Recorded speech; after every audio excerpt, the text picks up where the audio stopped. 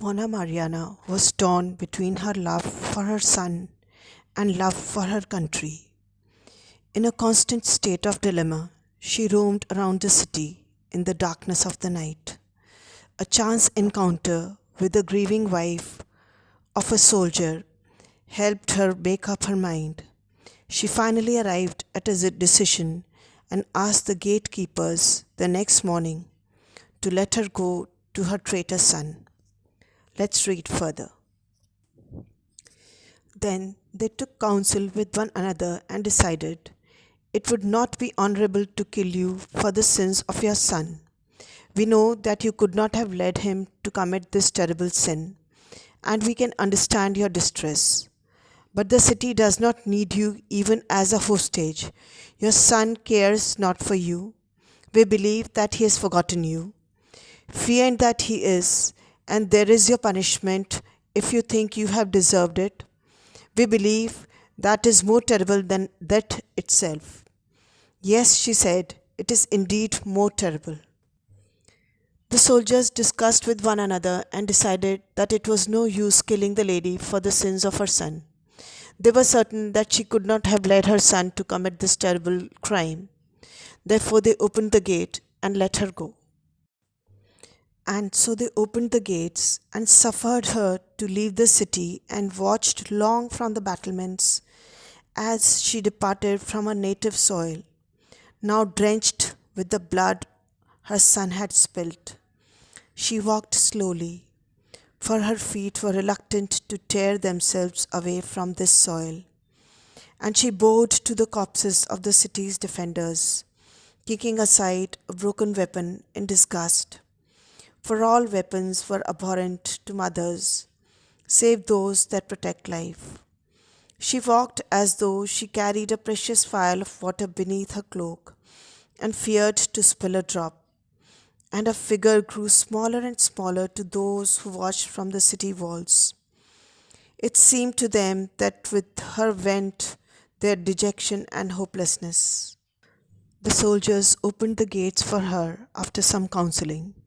They watched her go for a long time, till her figure became smaller and smaller from a distance. In severe pain, Mona walked slowly but carefully, not to hurt the dead soldiers on the way. She bowed to them with great respect, who had lain their lives for their country. They saw her pause halfway and, throwing back the hood of her cloak, turn back and gaze long at the city. Over the enemy's camp, they saw her alone in the field, and figures dark as her own approached her cautiously. They approached and inquired who she was and where she was going. Your leader is my son, she said, and not one of the soldiers doubted it. They fell in beside her, singing his praises, saying how clever and brave he was, and she listened to them with head proudly raised, showing no surprise, for her son could not be otherwise. She reached the enemy's camp.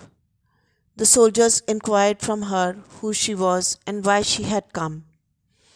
She told them that their leader was her son. None of them doubted. They started praising her son endlessly. And now at last she stood before him, whom she had known 9 months before his birth, him whom he had never felt apart from her own heart. In silk and velvet he stood before her, his weapons studded with precious stones. All was as it should be. Thus had she seen him too many times in her dreams, rich, famous, and admired. Mother, he said, kissing her hands, thou hast come to me, thou art with me, and tomorrow I shall capture that accursed city. The city where thou wert born? She reminded him. Just then her son came. He was thrilled to have her there. He kissed her hand and said, Mother, you have come to me, you are with me. Tomorrow I shall capture the city. Intoxicated with his prowess, crazed with the thirst for more glory, He answered her with the arrogant heat of youth. I was born into the world and for the world, and I mean to make the world quake with wonder of me. I spared this city for thy sake. It has been like a thorn in my flesh, and has retarded my swift rise to fame. But now tomorrow I shall smash that nest of obstinate fools. Where every stone knows and remembers thee as a child, she said. Stones are dumb, unless man makes them speak. Let the mountains speak of me. That is what I wish. And what of men? Ah, yes, I have forgotten them, mother. I need them too, for only in men's memory are heroes immortal. She said, a hero is he who creates life in defiance of death, who conquers death. Mona's son, intoxicated by power and glory, answers her arrogantly when she asks, you want to attack the city where you were born? Her son says, I belong not just to a city, but to the world, and I will make the earth tremble by my power. Tomorrow I will capture the city. All this while I didn't because you were there. Now it's safe to attack. I will rise to more glory. He does not seem to value human life in his lust for power. No, he objected. The destroyer is as glorious as the builder of a city. See, we do not know who it was that built Rome, Aeneas or Romulus, yet we know very well the name of Alaric and other heroes who destroyed the city, which outlived all names, the mother reminded him. Thus they conversed until the sun sank to rest. Less and less frequently did she interrupt his wild speech. Lower and lower sank her proud head. A mother creates, she protects, and to speak to her of destruction means to speak against her.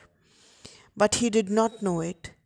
He did not know that he was negating her reason for existence. They conversed for a long time, and gradually his mother stopped interrupting his wild speech. A mother is always opposed to death. The hand that brings death into the homes of men is hateful and abhorrent to mothers. But the son did not perceive this, for he was blinded by the cold glitter of glory that deadens the heart. Nor did he know that a mother can be as clever and ruthless as she is fearless, when the life she creates and cherishes is threatened. She sat with bowed head, and through the opening in the leader's richly appointed tent, she saw the city where first she had felt the sweet tremor of conception and the anguished convulsions of the birth of this child who now thirsted for destruction. She stopped all conversation with him. A mother, a giver of life, is always opposed to death. Blinded by glory, the son is unable to perceive his mother's feelings. Finally, the mother has to take a bold, unusual decision. As her pride sunk low, she looked at her city through the tent hole, waiting for her decision to save the city or her son. The crimson rays of the sun dyed the walls and towers of the city blood red, cast a baleful glare on the window panes, so that the whole city seemed to be a mass of wounds with the crimson sap of life flowing from each gash. Presently the city turned black as a corpse, and the stars shone above it like funeral candles. She saw the dark houses where people feared to light candles so as not to attract the attention of the enemy, saw the streets steeped in gloom and rank with the stench of corpses, heard the muffled whispers of the people awaiting death. She saw it all. All that was near and dear to her stood before her dumbly awaiting her decision, and she felt herself the mother of all those people in her city.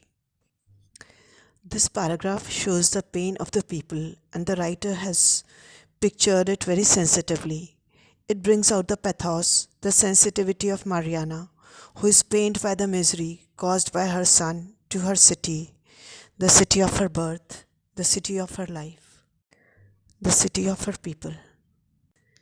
Clouds descended from the black peaks into the valley and swooped down like winged steeds upon the doomed city. We may attack tonight, said her son. If the night is dark enough, it is hard to kill when the sun shines in your eyes and the glitter of the weapons blinds you. Many a blow goes awry, he remarked, examining his sword. The mother said to him, Come, my son, lay the head on my breast and rest. Remember how gay and kind thou wert as a child, and how everyone loved thee. He obeyed her, laid his head on her lap, and closed his eyes, saying, I love only glory, and I love thee for having made me as I am. It was getting darker. Soon the clouds covered the sky. Her son, full of plans to take over the city, said excitedly that they could attack tonight. It is easy to fight at night, he said. The mother, waiting for the right moment, asked him to lay his head on her breast as he would as a child.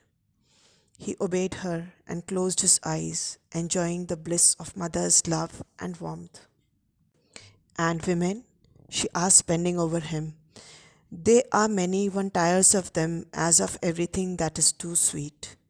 And thou dost not desire children? She asked finally. What for? That they might be killed?